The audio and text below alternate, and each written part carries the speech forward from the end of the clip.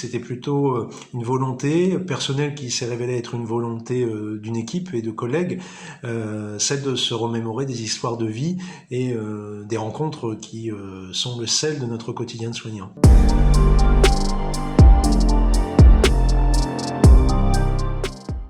Bonjour à tous, Alexis, je suis aide-soignant depuis 2013 et étudiant en soins infirmiers depuis 2019. Alors, envisager la formation en soins infirmiers lorsque l'on est aide-soignant, c'est d'abord l'envisager comme une perspective d'évolution professionnelle, dans la mesure où les activités du référentiel aide-soignant s'inscrivent déjà dans le cadre du rôle propre de l'infirmier. Donc pour ma part, suivre la formation en soins infirmiers, c'était une volonté de densifier mes compétences, mais aussi d'ouvrir de nouvelles perspectives professionnelles.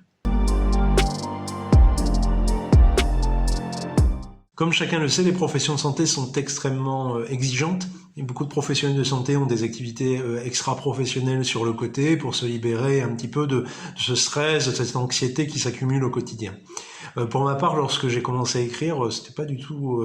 inscrit dans cette optique, c'était plutôt une volonté personnelle qui s'est révélée être une volonté d'une équipe et de collègues, celle de se remémorer des histoires de vie et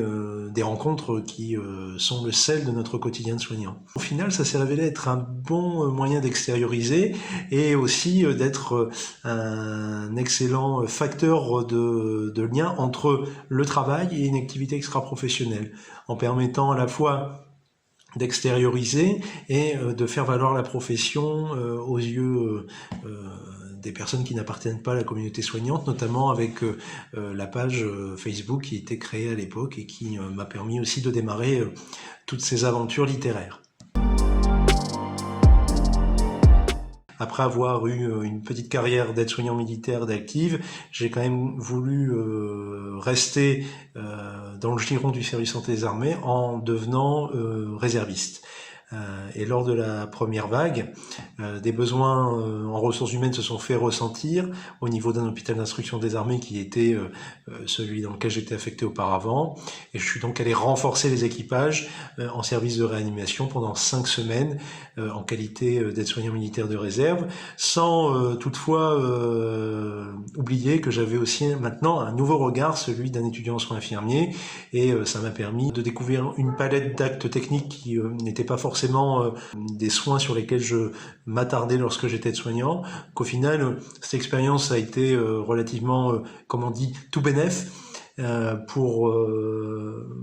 la poursuite de mes études. Alors, des conseils de lecture, je pourrais vous en faire des très personnels, puisqu'il s'agirait de faire mon autopub en vous disant de lire ce livre-ci, qui est le livre reprenant toutes les anecdotes qui appartenaient à la page Facebook dont j'ai parlé tout à l'heure. Puis je pourrais aussi vous parler du guide de survie de l'aide-soignant, qui a été publié le 13 octobre dernier et qui est pareil, en partie le fruit de la page Facebook, mais j'ai préféré vous parler d'un livre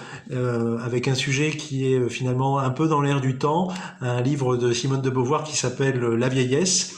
Et